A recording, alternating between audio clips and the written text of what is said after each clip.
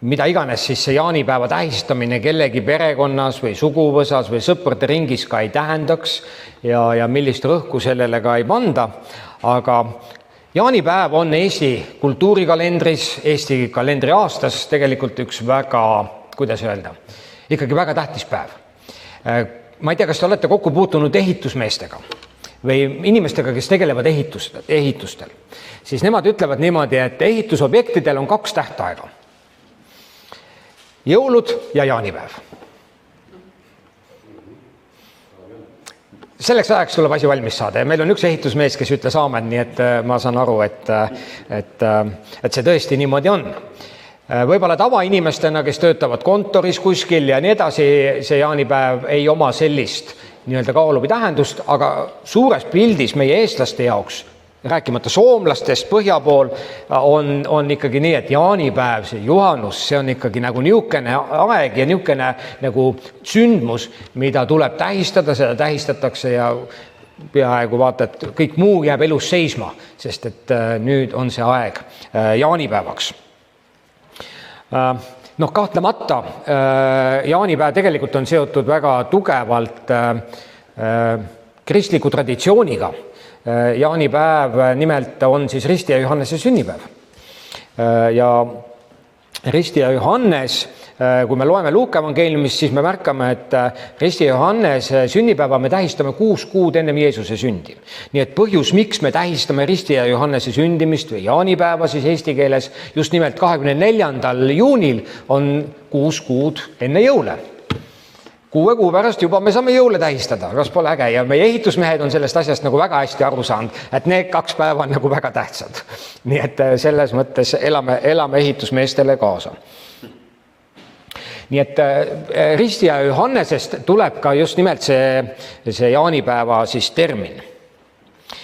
Kui me loeme Jeesuse elu evangeeliumitest, meil on 4 evangeeliumi, siis kui me loeme Jeesuse elu, siis osad sündmused on osades evangeeliumites, mõnes mitu korda ja mõnes evangeeliumis mõnda sündmust ei ole.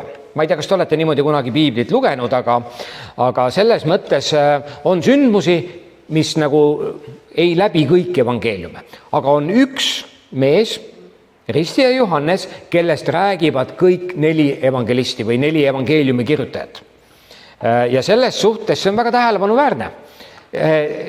Ja täna ma tahangi temast rääkida. Õieti minu sõnumi pealkiri täna on Risti ja Johannese fenomen. Fenomen. Ta oli nähtus, kahtlemata. Ja kui me vaatame oma elus, oma ümber ringi, siis vahest ka mõne inimese puhul mina küll ütlen, kuule, see tegelane on nagu nähtus. Ta ei ole nagu täitsa tavaline, ta on teistmoodi ja see, kuidas ta on ja kes ta on, ta kuidagi on eripärane. Ja mitte üldse halvas mõttes, vaid ka kõige positiivsemas võtmes. Ja tõenäoliselt meie kõigi elus on selliseid isikuid, keda me võiksime nimetada või ka esile tuua. Ja Risti ja Johannes on kahtlemata evangeeliumites üks niisugune karakter või niisugune tegelane, kes on omaette fenomen, täiesti omaette nähtus. Jutluse aluseks ma tahan lugeda teksti Markuse evangeelium. Markuse evangeelium 1. peatükist 1. 8 salmi.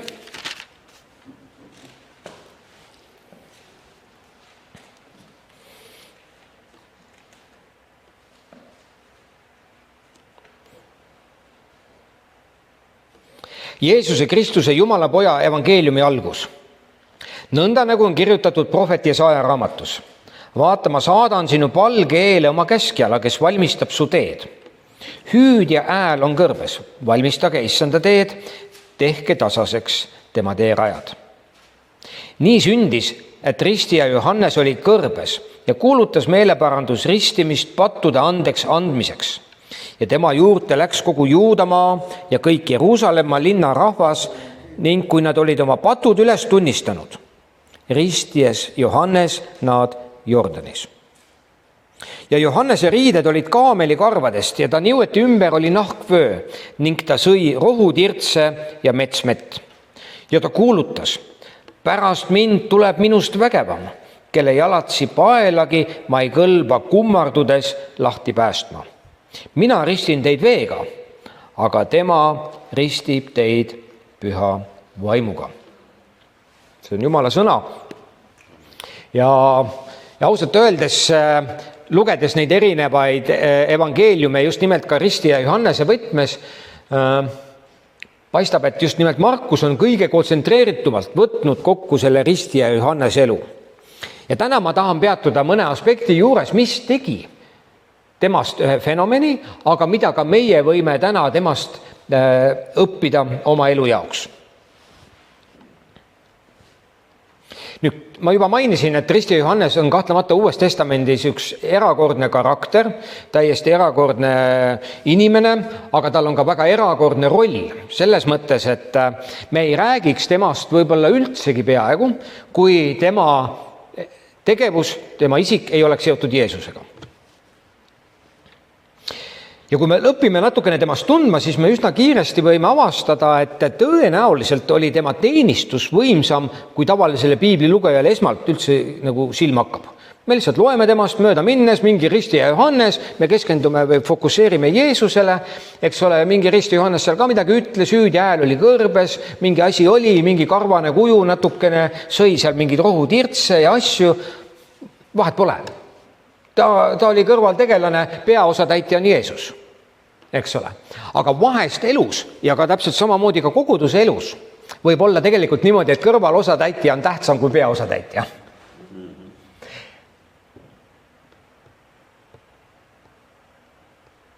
See on täiesti arusaadav, et koguduses me paneme hästi palju tähelepanu vaimulikule pastorile, eks ole, mida ta teeb ja kuidas ta on ja mida ta ütleb ja õpetab ja see kõik on nagu hästi oluline. Aga ma usun, et vähemalt sama oluline, kui mitte võib-olla veel olulisem ei ole see osa ja need rollid, mida täidavad inimesed koguduses, kes võib-olla ei ole kogu aeg nähtaval, kes ei ole ees. On see palvetöö, on see väikegrupitöö, on see noortega tegelemine, lastega tegelemine, see ei ole iga pühapäev nii-öelda kiriku ees või koguduse ees. Pastor tavaliselt on koguduse ees, kõigi silmad on tema poole, kõik vaatavad tema suunas, eks ole. Ja jääb selline mulje, et tema justkui ongi see peategelane. Muidugi peategelane on Jeesus, sellest pole üldse küsimust. Aga kui me räägime ka puhtalt inimlikult, siis minu silmis nagu ka tihtilugu just nimelt need kõrvaltegelased võivad olla kohati olulisemad. Ja mängida olulisemat rolli, ilma milleta see peategelane ei saaks oma rolli täita. Eks ole? Nii et tegelikult sina oled väga oluline. Iga üks teist on oluline. Ja minu jaoks nagu see roll, mida keegi meist iga üks siin ka koguduses täidab, on see nähtav või nähtamatu, on tegelikult väga, väga oluline.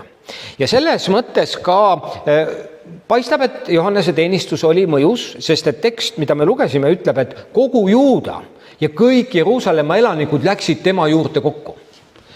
Muidugi, tolle aja piibli mõistes ka see kogu ja kõik ja nii edasi, tegelikult me võime seda võtta mitte sellise teadusliku koma või punkti tähendusega või täpsusega, et nüüd kõik inimesed olidki jooksnud sinna kokku. Aga sellega tahetakse meile öelda, et tema teenistuse mõju oli nii suur, et rahvas tuli nagu igast suunast ja see oli nagu oluline, mis ta tegi. See oli mõjus, eks ole. Nii et Risti ja Johannese teenistus tõenäoliselt oli mõjusam, kui see esmapilgul välja paistab. Mitte, et see oleks kõige olulisem fakt, aga see on nagu oluline sellest aru saada, et Risti ja Johannes tegelikult oli mees, kellel tolle aja kontekstis oli nagu väga suur mõju. Tänapäeval muidugi see tähelepanu, kõik on läinud Jeesuse peale, eks ole, ja Risti ja Johannes selles mõttes on tagaplaanil ja sellest me veel täna ka natukene rohkem räägime. Teine asi, mida me Risti ja Johannese puhul näeme, et tema teenistus oli täitsa tagurpidi. Kuidas me inimestena asjast aru saame? Meile öeldakse korduvalt läbi kõikide evangelistide, et tema oli kõrbes. Ta jutlustas kõrbes.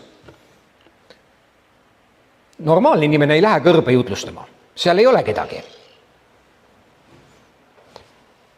Kaubanduskeskusi ärimehed ei ehita kuskile keset põldu kuskile, kus inimesi üldse ei ole. Või sul peab olema nii hea asi ja nii hea toode. No, IKEA on üks selline ettevõte siin, kes võib-olla võib niimoodi endale lubada mõelda, et ta ehitab oma poe ükskõik kuhu ja kõik jooksevad sinna kokku. Aga neid poode ei ole liiga palju. Me tahame, et pood on jala juures, käe juures, me saame kohe minna võtta, mis vaja. Ja täpselt samamoodi ka kirikutega, et me ei ehita kirikuid kuskile metsa või võsa taha. Me ehitame kirikuid sinna, loome ka uusi kogudusi sinna, kus on inimesed. Ja mina küll käin väga palju Eestimaa ringi ja ma elan väga kaasa kõikidele kirikutele ja kõikide kirikute käekäigule. Ja kui ma vaatan mõnda kirikut kuskil keset põldu, kus enam inimesi ei ole, küla ümber ei ole, ja ma mõtlen, et olla sellises koguduses pastor on paras väljakutse. Inimesed on võib-olla 10 kilomeetri kaugusel. Kuulutada evangeeliumi nii, et inimesed tulevad kokku. Nüüd Risti ja Johannes oli selline mees. See nõuab erakordset julgust ja see nõuab ka erakordset tugevust ja veendumust sellest ülesandest, mis sulle on antud. Ma olen väga kaugel sellest mõttest, et me peaksime kõik nii-öelda minema kuskile nii-öelda metsa kogudusi rajama või kogudusi tegema või kuskile põllu peale, et siis saada teada või katsetada, millise mõjuga meie sõnum on. Ma olen väga kaugel sellest mõttest. Aga Risti ja Johannes oli üks erakordne kuju ja ma tahan seda rõhutada. See oli Johannese roll, minna kõrbe ja seal kuulutada. Aga meie ei pea hakkama teda kopeerima. Vastupidi, apostel Paulus täpselt samamoodi Uues Testamendis läks just kõige suurematesse keskustesse ja rajas sinna kogudused. Ja sealt kogudused sündisid edasi teistesse paikadesse. Mis tähendab seda, et lihtsalt Risti ja Johannes oli see, kes ta oli, ja tema teenistus oli selline, nagu see oli, aga meil ometigi on midagi temalt õppida ja ma tahan 4 asja täna hommikul välja tuua. Esimene asi, mida me võime õppida Risti ja Johanneselt. See, kes sa oled, on tähtsam kui see, mida sa teed. See, kes sa oled, on tähtsam kui see, mis sa teed. See, mis sinus ja minus toimub, on tähtsam kui see, mida me teeme. Ma juba mainisin, et Risti ja Johannes oli kõrbes. Kõrbel on tegelikult üks eriline koht läbi piibli. Kui me näeme, natukene seda vaatame, siis me märkame, et kõrbel on üks eriline koht erinevate inimeste eludes, et neid kujundada ja valmistada millegiks, mida Jumal nende kaudu tahab teha või tahtis teha. Oli selleks siis Jeesus, Paulus, mitmed teised. Mis asi on kõrb? Eestis meil ei ole kõrbe, aga tõenäoliselt me oleme käinud kõrbes, kes on käinud kuskil soojamaa reisil, võib-olla sattunud kuskile. Mina väga ei ole. Aga kui me natukene uurime kõrbest, siis me saame üsna kiiresti teada, et kõrb on koht, kus vett ei ole enamasti. Spetsiaalsed kohad, kaevatakse kaev, siis sa saad vett. Kõrb on kuiv. Kõrbes on kuum. Päike paistab enamasti lagi pähe, sellepärast see kõrb seal ongi. Mis on veel huvitav kõrbe puhul, kõrbes on suur temperatuuri kõikumine. Päeval on tohutu kuum ja öösel on suhteliselt jahe. See tähendab, et temperatuur kõigub nagu väga, väga suure amplituudiga. Loomulikult selle kõige peale me saame ainult konstanteerida fakti, et kõrb on ka viljatu paik. Kõrbes ei kasva enamasti midagi. Või sa saad seda siis teha, kui sa ehitad mingid süsteemid, nagu Iisraeli riik on seda teinud. Ja mis veel on kõrbe puhul huvitav, et kõrbe tingimustes tekivad soolakud või soolalademed. Ja enamasti need suured soolalademed ongi just nimelt kõrbe piirkondades. Me ei hakka lahkama seda kõike nii-öelda, kuidas see kõik looduslikult toimib ja nii edasi, see ei ole hetkel niivõrd oluline, aga me saame aru, et kõrb on tegelikult koht, mis ei ole elamiskõlblik. Või siis selleks tuleb luua erinevad tingimused, nagu näiteks Dubais või seal üldse Araabia Ühendemiraatides. Nad on teinud tegelikult võimatut, nad on ehitanud suured linnakud, klaashooned, tornmajad, keset liivakõrbe, sõna otseses mõttes täiesti kõrbe. Huvitav, et juba Vanas Testamendis pärast seda kõrbe rännakut 40 aastat, siis Mooses võtab kokku need sõnad või õieti Jumal ütleb Moosesele, see on 5. Moosese raamatu 8. peatükk ja 2. salmist. Ja siin öeldakse siis Iisraeli rahvale nõnda, ja tuleta meelde kogu teekonda, mida issand su Jumal sind on lasknud käia need 40 aastat kõrbes, et sind alandada, et sind proovile panna, et teada saada, mis on su südames, kas sa pead tema käske või mitte. Me täna hommikul juba kuulsime usukatsumusest. Me laulsime sellest, et ka usukatsumustes me tahame jääda ustavaks, eks ole. Ja nüüd selles plaanis kõrb on just see koht, mis panebki meid proovile. Kõrbe ajad meie elus on need ajad, kus meid katsutakse läbi. Need on ebamugavad, need on väljakutsuvad ja need tihtilugu ei ole lihtsad. Ja need võivad olla väga erinevates vormides, väga erinevate teemadega seotud need nii-öelda kõrbeajad meie elus. Ja siis seesama tekst läheb veel edasi.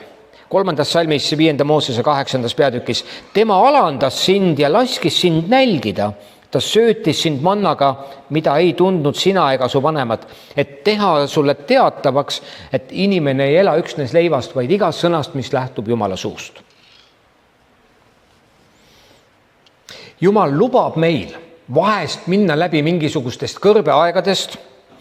Ta vahest lausa juhib meid nendesse olukordadesse, kus me oleme nagu sõna otseses mõttes kuival. Ja siuke tunne, et vilja ei ole, vaimulikult vahest on täitsa selline tunne, et kus see Jumal nüüd on kadunud ja mis üleüldse toimub minu elus. Meie tahaksime ju muuta kogudusena maailma, kristlastena, me tahaksime ju maailma ära päästa, me tahaksime kõik inimesed Jumala juurde tuua ja kahtlemata, ma ei kahtle üldse, et see on tõsi ja et me seda ei peaks tegema. Aga see, mida Jumal tahab esmalt teha, on tegelikult muuta meid. Ja see, kuidas ta muudab meid, on tihtilugu kõrbes.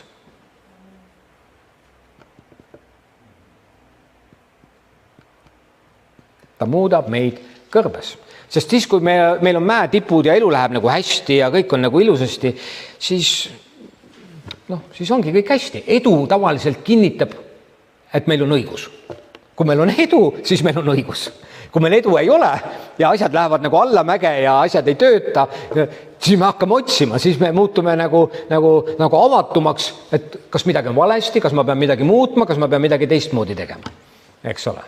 Ja selle mõttes kahtlemata edu ei ole iseenesest halb, ma ei ole selle vastu, aga ma ütlen, et edu ka pimestab meid tihti, edu joovastab meid ja edu tekitab meile nagu niisuguse tunnelnägemise, me näeme nagu ainult seda edu. Ja see edu kinnitab meid. Ja me vajame ka neid kogemusi oma elus, me vajame ka neid hetki, sest kui kogu aeg läheb ainult allamäge ja kogu aeg on raske ja kogu aeg midagi ei ole ja asjad ei lähe nii nagu vaja, me ei pea vastu, eks ole. Nii et tegelikult Jumal tahab meid õnnistada, ma ei kahtle selles. Aga Jumala jaoks sina oled tähtsam kui see, mida sa teed. Ja ma tahan seda öelda väga spetsiifiliselt ka pastorina siin koguduses, et sina oled tähtsam kui see, mis sa teed. Vahel me koguduses võime sattuda ka nagu sellisesse kultuuri, kus me nagu lihtsalt võtame inimesi ja kuskil on vajadus, kuule, tee sina seda, tee sina toda ja nii-öelda lihtsalt nagu nii-öelda ootame, et inimesed midagi teeks. Mina tahan öelda, et esmalt sina oled tähtsam, isegi siis, kui sa mitte midagi siin koguduses ei tee. Sa oled ikka täpselt sama tähtis kui need inimesed, kes teevad. Sest et meie tähtsus tuleb sellest, kuidas Jumal meie peale vaatab. Ja kui me siis saame aru sellest, et meil on ka võimalus midagi teha ja me panustame oma andidega, oma tugevustega ja nii edasi, siis ma usun, et sellest on kõigil palju rõõmu. Eks ole, nii et see peab meie seest kasvama, mitte see ei saa olla mingisugune väline niisugune sundolukord. Isegi Jeesus veetis 40 päeva enne, kui ta avalikku teenistust alustas kõrbes. Luuke evangeeliumi 4. peatükis. See on nii huvitav. Ma ei tea, kas te olete niimoodi seda märganud, aga 1. salmis, Luuka 4, öeldakse meile, Jeesus läks täis püha vaimu.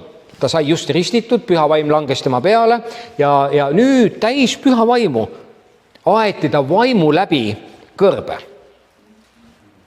Mis mõttes? Jeesus sai just ristitud, püha vaim tuli tema peale, taevast kostis hääl, minu armas poeg ja nüüd tundub nii, et nüüd tuleb gaas põhja panna ja täie auruga hakata tegutsema.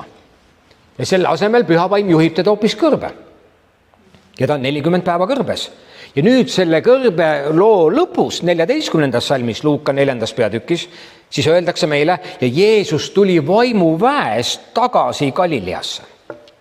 Vaata, üks asi on see, et me oleme saanud pühavaimuga täidetud, meil on nagu niisugune pühavaimuga täitumise kogemus ja me vajame neid meeletult, kahtlemata, ma ei ütle üldse. Aga Jeesuse puhul me näeme, et siis, kui ta sai selle nii-öelda heas mõttes kinnituse oma isalt, pühavaim oli seal, siis tegelikult selle tulemusena oli veel midagi vaja. Oli vaja ka mingisugust vormimist, mille tulemusena tegelikult Jeesus sai tulla tagasi vaimu väes. Ja nüüd hakkas ta teenima ja tegelikult seal juhtusid nagu fantastilised asjad, eks ole.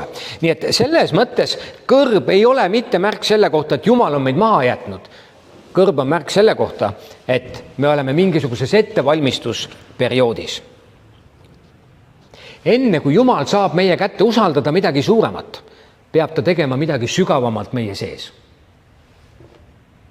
Ja kui Jumal saab muuta meid, mind, sind ka, nii kuidas ta seda tahab teha. Aga kui Jumal saab muuta meid, siis meie kaudu maailma muutmine ei ole üldse probleem. Mul on üks hea sõber. Ta teeb teatrit. Tal on oma teater nii-öelda. Ja üks tema etendus või näidend, mida ta on teinud, ma ei tea, kas te olete sellest kuulnud, selle nimi on Oh Jumal. Ja selle autoriks on üks heebrea näitekirjanik, tema nimi on Anat Kof, ja selles lavastuses kogu asi on üles ehitatud sellele, et Jumal tuleb psühholoogi juurde või psühholoogi vastuvõtule. Ja see on täis nagu huumorit ja kui nagu on võimalik, siis ma väga soovitan seda, tal ei ole seda praegult nii-öelda kavas, aga ma olen taga ikka rääkinud, et anna kohe teada, kui sul nagu see uuesti tuleb. Et selles mõttes, ja Jumal tuleb psühholoogi juurde. Ja kogu teema tegelikult selles etenduses või näidendis, siis keerlebki selle ümber, et nagu Jumala vaatevinklist, kuidas Jumal oma looduga, täpsemalt inimesega, nagu maadleb. Ja mitte maadleb nagu halvas mõttes, vaid nagu kuidas ta inimesega nagu ei saa hakkama. Sest et inimene ei kuula teda. Eks ole. Ja selles mõttes, et Jumala kannatus, ma panin selle kohe niimoodi kirja, et kõige suurem Jumala kannatus ei ole see, et ta ei suuda inimest kontrollida, vaid see, et ta on otsustanud inimest armastada. Armastada on palju raskem kui kontrollida. Kontrollida on lihtne. Ja Jumal võiks seda meie kõigiga teha pauguga, ta võiks selle kogu maailmaga nii teha. Lihtsalt laksust, kõik kuulavad tema sõna ja kõik teevad, mis ta tahab. See pole üldse probleem. Aga Jumal ei ole valinud meid kontrollida valjusega, ta on valinud meid armastada õrnalt. Veel enam mulle meeldib üks Taani teoloog Kierkegaard ütleb niimoodi, et Jumal on valinud meiega kurameerida. Mulle see väga meeldib. Ta on valinud mitte meid paika panna ja meid sundida teda armastama, vaid ta on valinud meid armastada. Ja ta jätkuvalt otsib sind ja mind ja meid ja väga paljusid inimesi, keda veel täna siin ei ole, kes võib-olla on kuskil ekraanide taga ja kes üldse veel midagi Jumalast ei tea. Ta otsib, et leida tee nende südame juurde ja võita nende armastus. Jumal ei taha valitseda meie elus. Jaa, ta valitseb, ta tahab valitseda, aga mitte valjusega, vaid ta tahab valitseda meie elus nii, et meie teeme selle ruumi talle, nii, et meie avame oma südame talle ja meie nii-öelda ütleme, Jumal, tule ja valitse minu elus. Niisiis, esimene asi, mida me võime Risti Johanneselt õppida, on nimelt see kõrb ja kõrbe kontekst viitab sellele, et meie oleme Jumala jaoks tähtsamad kui see, mida me teeme. Ärme seda kunagi unusta. Sina oled tähtsam kui see, mis sa teed. Ja kui on rasked ajad, kui on keerulised hetked, Jumal ei ole kaugel. Teiseks, mida me võime õppida Risti ja Johanneselt, me vajame neid inimesi, kes lähevad meie eel, kes tulevad meie järel ja kes saavad nii-öelda, kelle eel meie läheme. Kui keegi oleks võinud endale lubada, siis Jeesus, et tulla siia maailma, astuda sellele planeedile maa, tolm oleks läinud ühes ja teises suunas, taevast tuleb Jeesus ja teatab, mina olen Jumala poeg, siin ma olen, mul on teile sõnum, asi valmis. Ta tuleb täitsa vastupidi. Ta sünnib väikse lapsena, sellises armetutes oludes kuskil laudas, tema lapsepõlv on ohus, teda tahetakse tappa, tema vanemad peavad teda kaitsma. Jumal, universumi looja, suveräänne Jumal.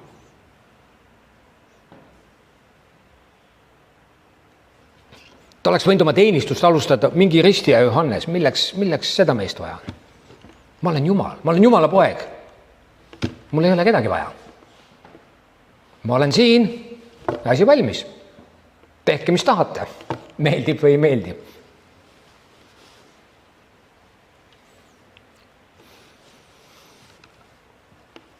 Jeesus valib täitsa teise tee.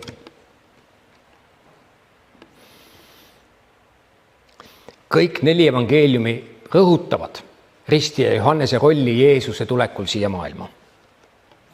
Võiks isegi veel täpsemalt öelda, et Jeesuse teenistus kasvas välja Risti ja Johannese teenistusest. Ma olen olnud kirikuteenistuses üle 30 aasta. Väga palju asju olen pidanud õppima, olen väga palju õppinud väga paljudelt inimestelt ja ma olen väga tänulik selle eest. Ma ei oleks üldse see, kes ma olen ilma nende väga paljude inimesteta. Aga ma olen avastanud, et ka kiriku elus aeg-ajalt, ja ma olen täitsa kindel, siin Eelimis on neid olnud ja neid saab olema, ilmuvad välja mingi aja tagant, küll rohkem võib-olla pastorite juurde, ilmuvad välja mingid tegelased mingil hetkel, sa täpselt ei tea, kust nad tulevad, ja nad teatavad, et nendel on mingi sõnum öelda, nad tahaksid jutlustada, nad tahaksid midagi teha, nad tahaksid mingi seminari püsti panna, nad tahaksid mingi konverentsi korraldada või veel mingit asja teha. Ja ma olen avastanud, et mõned nendest on Jumala poolt saadetud. On sellised inimesi. Minu elus on neid olnud. Täitsa tundmatud kujud kuskilt ilmuvad välja ja nad ütlevad, et kuule, mul on üks sõnum südames, üks profeteering või mingi asi. Nii et see oleks täiesti nagu vale panna ennast lukku kõige ees. Aga ma olen ka avastanud, et on tegelasi, kes ilmuvad välja ja kes on saadetud kellegi teise poolt. Või nad on ise ennast saatnud.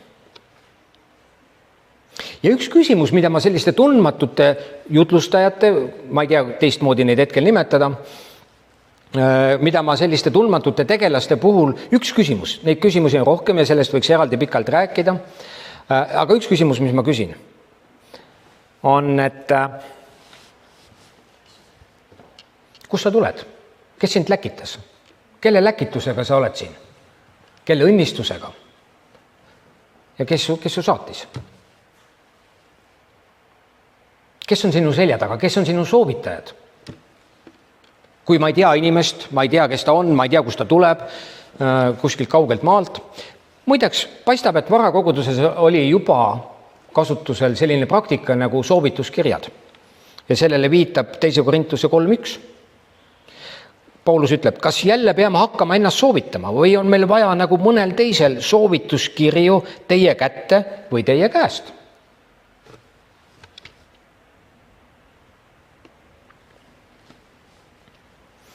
Aastaid tagasi juba, võib-olla umbes 20, mõned teist teavad seda, käis ringi üks naine siin Eestimaal, kes nimetas ennast prohvetiks. Ta oli telekas, ta oli ajalehest, Õhtulehest täpsemalt minu teada, ja tal olid sõnumid. Tal oli pakk pabereid kaasas, kui ta oli telekas, siis ta istus seal ja tal oli pakk paberid põlvede peal. Ta väitis, et tal on seal sõnumid. Ja ühel kristlikul üritusel, ühel korral, ta tuli minu juurde ka oma paki paberitega ja tuli nende asjadega seal lagedale ja hakkas mulle midagi seal pakkuma ja nii. Ma ütlesin, et tead, enne kui me isegi lähme edasi selle jutuga, et mul on ainult üks küsimus sulle. Et kui me sellega saame, siis võime edasi rääkida. Kes su pastor on? Kus sa tuled? Kes on su selja taga? Kelle õnnistusega sa siin oled? Ja kelle õnnistusega sa seda teed? Kes on su soovitajad? Selle naise nimi oli Priskilla. Noorem põlvkond tõenäoliselt ei ole kuulnudki. Aga sellised inimesed ilmuvad välja. Ja kui ma seda küsimust ta käest küsisin, ma olen seda rääkinud ühes või teises kohas varem ka, siis ta vaatas mulle ta silmad läksid nagu täitsa niimoodi, ja ta läks nii vihaseks, ta ütles, mine see P-täht, saate aru, keeras mulle selja ja marssis niimoodi minema, et see on otses mõttes, ma teda rohkem ei ole näinud peale seda. Aeg-ajalt liiguvad ringi sellised isetehtud tegelased ja mitte sellepärast, et see on mingi oluline teema ainult rääkida, vaid ma räägin seda täna Risti ja Johannese kontekstis. Jeesus oleks võinud tulla ise, ilma mingi küsimuseta. Ja kui tema Jumala poeg alandas ennast Risti ja Johannese käe alla, ma isegi tahaks niimoodi öelda, et ta alustas oma teenimistööd tema käe alt. Ta ei ilmunud kuskilt välja lihtsalt niimoodi iseenesest. siis see kõik viitab sellele, et see on tegelikult üks muster, see on üks eeskuju ka meile. 30 aastat tagasi ma olin just ajateenistuse lõpetanud ja ma nii tundsin südames sellist sügavat kutset minna kaplaniks Kaitseväkke. Ja minu tolleaegne pastor Allan Laur, loomulikult ma temaga sellest rääkisin, ma ei unusta kunagi seda hetke, 30 aastat tagasi Rävala puiestel, Välisministeeriumi ees sisuliselt praeguse hetke seisuga. Ma istusin tema autos ja ma ütlesin, ma ei julgenud talle rääkida, sest ma teadsin, et talle ei meeldi see. Aga ma tundsin seda nii tugevalt, et ma ei saanud teistmoodi. Ja siis ma räägin talle, et ma tunnen seda südames, et mind kisub sinna. Tema nägi mind enda nii-öelda kõrval sellise kaastöölisena ja noore pastorina, kes võiks nagu üles kasvada. Ja ma istun seal autos ja ma räägin talle selle loo ära. Ja siis ta ütleb mulle ühe lause, mis nagu kõlab mu peas, nagu oleks eilne päev. Mulle ei meeldi see üldse, aga ma tunnen, et see on õige.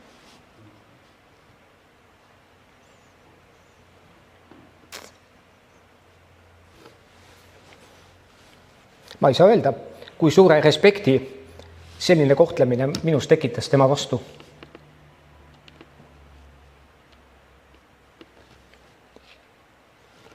Ta kutsus mitu korda pärast mind isegi selle kaplaniks oleku ajal, kui me olime Tartus Mairega, kutsus Tallinnasse kogudust üle võtma ja nii edasi. Ja nii edasi. Aga ometigi, tal oli nii suur süda, et ta lasi mul minna ja teha seda, mida ma tundsin oma südames. Ja ma ei oleks täna see mees, kui ma ei oleks seda saanud teha. Ma ei oleks täna siin Eelimis. Pärast seda, kui pastor Oolius kutsus mind, me olime rääkinud ja nii-öelda algas see protsess ka siia Eelimisse tuleku osas. Ma läksin Nelipühi kiriku piiskopi Alur Õunpuu juurde ja ütlesin, kui sina ei õnnista, ma ei lähe. See on sinu vastutus nüüd. Ma ei saa minna ilma õnnistuseta. Ta ütles mulle üldse ei meeldi see. Aga läks natuke aega mööda ja kui te mäletate seda pühapäeva paar nädalat tagasi siin, ta luges ette Nelipühi kiriku läkituse.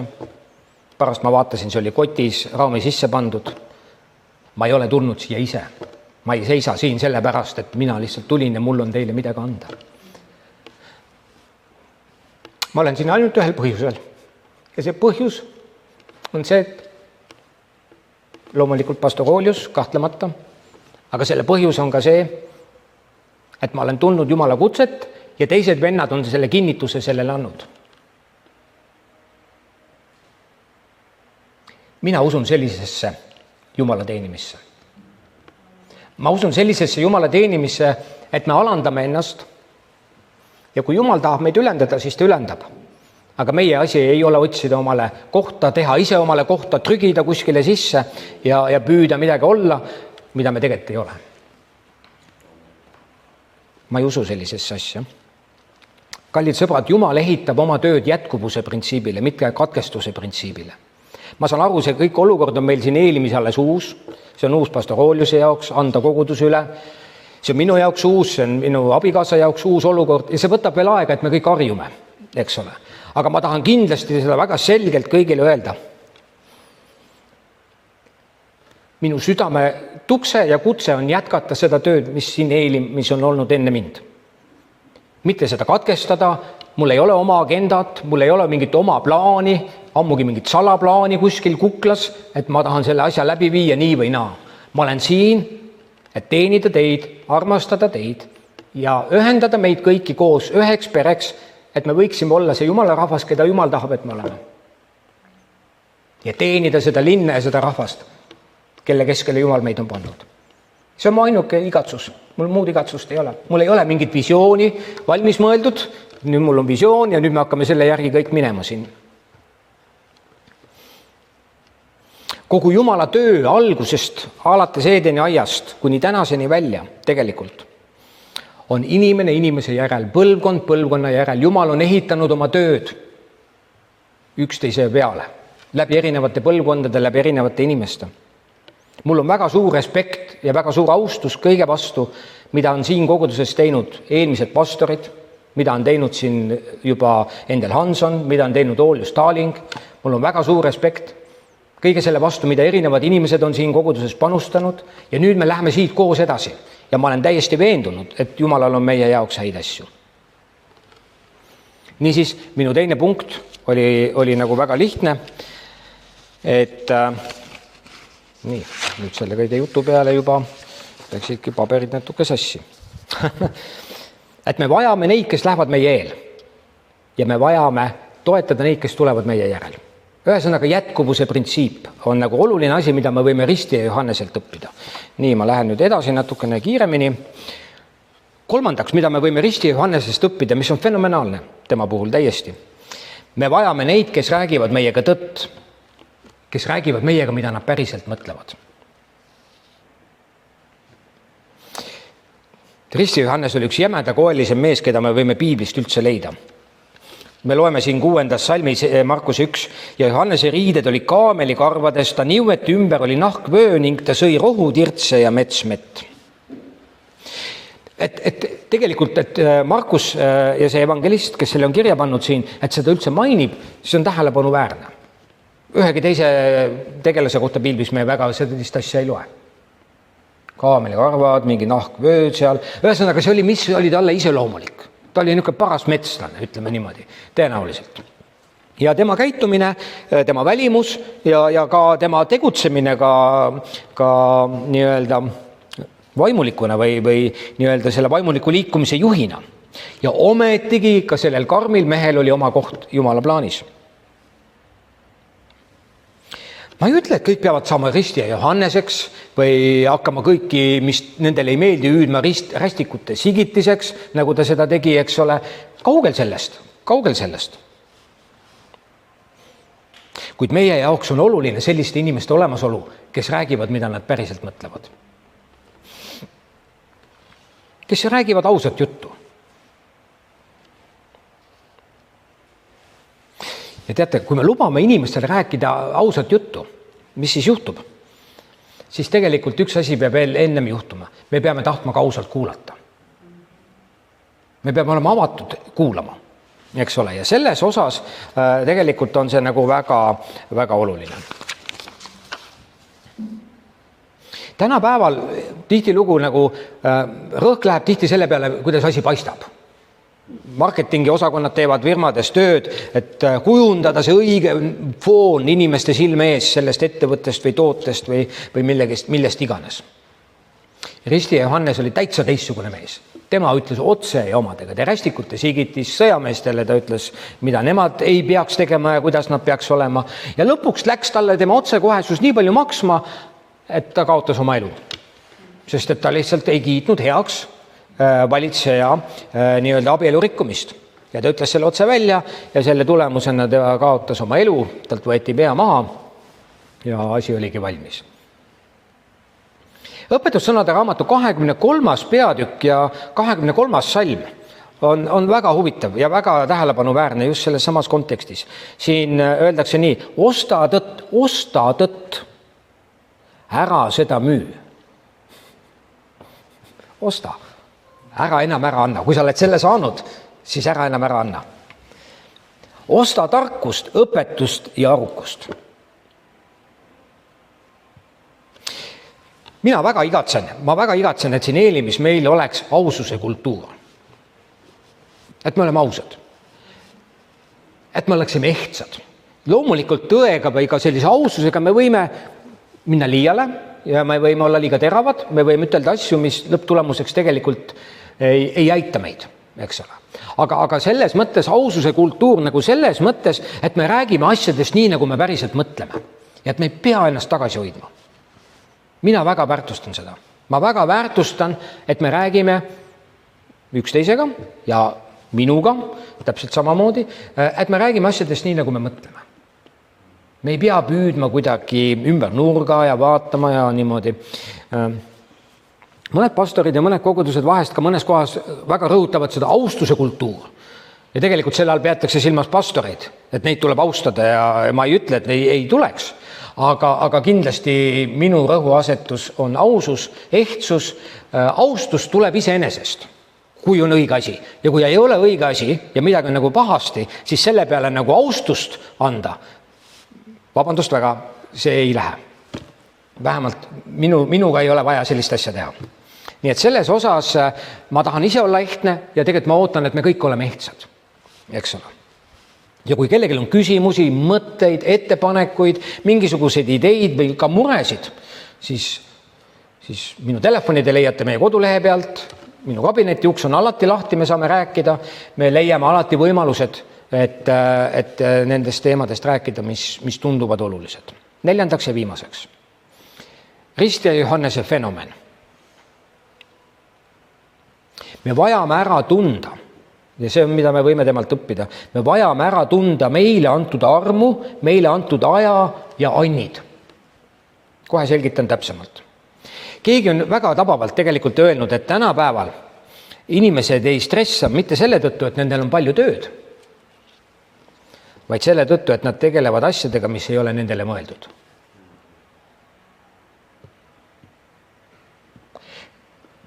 Kõik need asjad, mille kohta meil ei ole andi, oskust, mingisugust niisugust talenti, ütleme nii. Tegelikult see kõik võtab nagu lisaenergiat.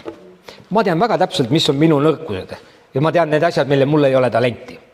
Ja see võtab mult nii palju energiat, see paneb mind nii stressi, kui need asjad mu teele tulevad, et ma lihtsalt sõna otseses mõttes võin kinni joosta. Sest see ei ole minu tugevus. Aga ma tean ka mõningaid tugevusi ja kui ma nendest saan opereerida, siis tegelikult see on väga eluandev ja ma tunnen, et see läheb iseenesest. Ma ei pea üldse pingutama selle nimel. Ja ma olen täiesti kindel, et see on kõigi meiega nii. Meil kõigil on asju, mis on nagu keerulised ja meil on asju, mis tulevad iseenesest. Tunda ära oma roll, tunda ära oma aeg, oma hetk ja tõmmata tagasi on tegelikult tarkus. Ja Johanneselt me saame seda õppida. Ma olin paar suve tagasi ühel Luteri kirikuõpetaja matusel. Ta oli ühe väikese maakoguduse pastor, ta kogudus tõenäoliselt ei olnud kunagi suur. Ma olin esimest korda seal kirikus, aga ta oli samal ajal Kaitseliidu kaplan. Ja kui ma olin seal matusel, ma olin osaleja, ma ei viinud seda läbi ega midagi, siis koos teiste kaplanitega saatsime teda ära. Ja kui ma seal kirikus läksin ja selle matuse laululehe võtsin ja istusin seal pingis, siis tema matuse laululehe peal olid ühed sõnad. Ja need sõnad kõlasid järgmiselt. Keegi ei suuda võtta midagi, kui see ei ole temale antud taevast. Need on Risti ja Johannese sõnad. Keegi ei suuda võtta midagi, kui seda ei ole antud talle taevast. Ja siis ma pärast peielauas ja niimoodi inimestega rääkides, ma sain teada, et see oli selle kirikuõpetaja juhtmõte tema elus. Mind see tohutult puudutas. Keegi ei saa võtta midagi, kui seda ei ole antud talle taevast. Risti ja Johannes. Johanneselt pärineb ka veel üks teine mõte. Tema peab kasvama, aga mina pean kahanema. Loomulikult täna me kasutame seda meie kristlikus kontekstis selles mõttes, et mina pean kahanema ja Jeesus peab kasvama, aga tolle aja kontekstis Risti ja Johannes tegelikult tundis ära oma rolli, oma aja, ta tundis ära selle hetke, mis temal oli ja selle ülesande, mis tal oli. Tema ülesanne oli võtta see spotlight, see on siis see valgusvihk, mis pimedas ruumis näiteks mõnel etendusel või kontsertil suunab selle valguse selle esineja peale. Tema, Risti ja Johannes ülesanne oli see spotlight, see valgusvihk suunata Jeesusele.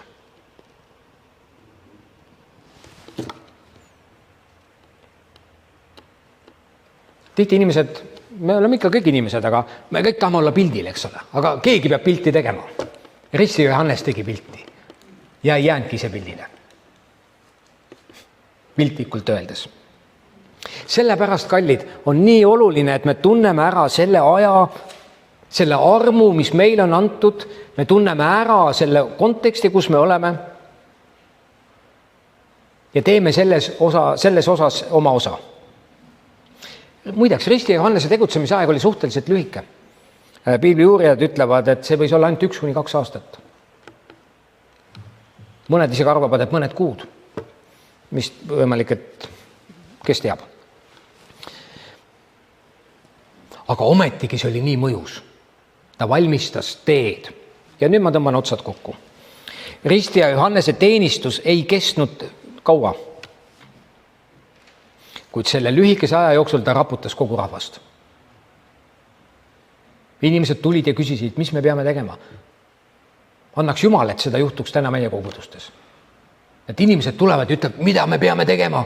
Selline Jumala kartus tuleb, et enam ei saa edasi elada, midagi on valesti, aga ei saa aru täpselt, mida tegema peaks. Tema mõju ei tulnud tema teenistuse pikkusest, sest see ei olnud väga pikk. Aga see tuli väga selgelt tema kutsumuse selgusest. Ta tundis ära, kes ta on, ta tundis ära oma rolli, ta tundis ära oma aja ja ta tundis ära oma ülesande. Ja ta oli selles väga selge ja väga veendunud, kartmatu.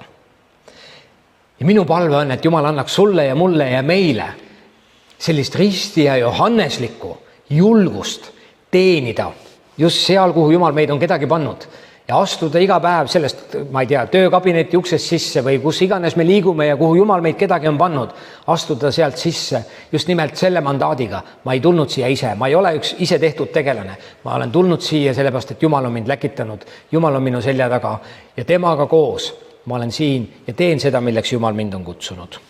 Aamen. Aamen. Tõuseme ühes koos. Ma palun, et muusikud tulevad ka ülesse. Isa taevas, nii palju on nüüd räägitud sellest Risti ja Johannesest ja Jumal tegelikult on siin nii palju veel.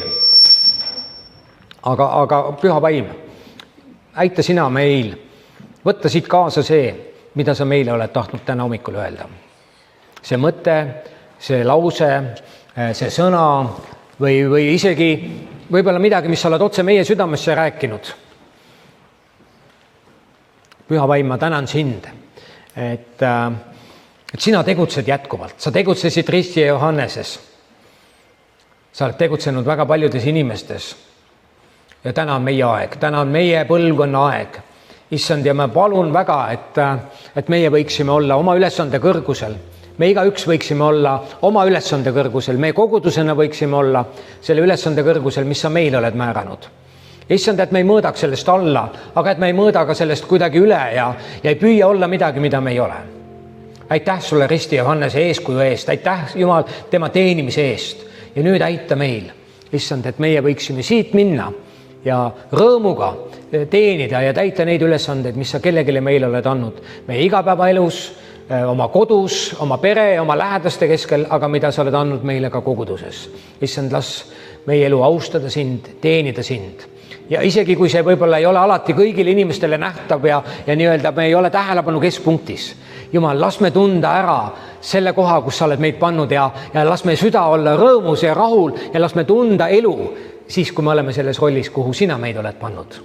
Me igatseme sind, me tahame sind teenida ja Jumal, me tahame, et sinu vägi saaks täie võimuse meie sees ja meie läbi, kus iganes me oleme ja liigume. Jeesuse nimel. Aamen.